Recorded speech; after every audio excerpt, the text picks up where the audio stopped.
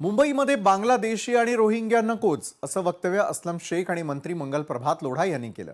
एकमेकांचे विरोधक असले तरी या मुद्द्यावरती मात्र दोघांचं एक मत पाहायला मिळालं।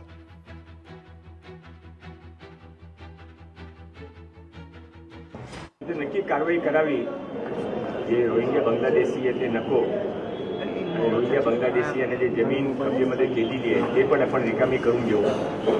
मी यावेळी नेहमी कलेक्टरचे बरोबर बसून, परवा पण आमची मोठी मीटिंग होती कलेक्टर ऑफिसमध्ये। महानगरपालिकेचे अधिकारी होते, पोलीस अधिकारी पण होते, आणि त्यामध्ये 100 एकर जमीन पूर्ण सबर्बन मुंबईमध्ये टार्गेट करून मार्क करून तिथे जमीन कसा रिकामी करायची, तर त्यापूर्वी ते जमीनचा उपयोग काय, तिथे खेळण्याच्या मैदान होणार आहे, स्किल सेंटर होणार आहे, हॉस्पिटल होणार आहे, गार्डन होणार आहे, स्पोर्ट्स कॉम्प्लेक्स होणार आहे, काय होणार आहे ते पूर्वी ठरवून त्याची व्यवस्था करून संस्था उभी करून किंवा सरकारने पाहिजे तर सरकारने देऊन, जेवढे शासनाची जागा आहे ते मोकळी जागा आहे, पहिलं तर त्यांनी ते ताब्यात घ्यावं, त्याच्यावरती कुंपण भिन बांधून लोकांची सेवासाठी द्यावा।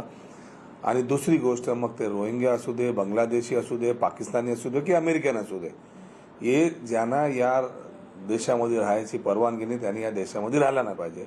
मग कुठल्याही देशाचा असू दे त्याला इकडनं बाहेर जायलाच पाहिजे।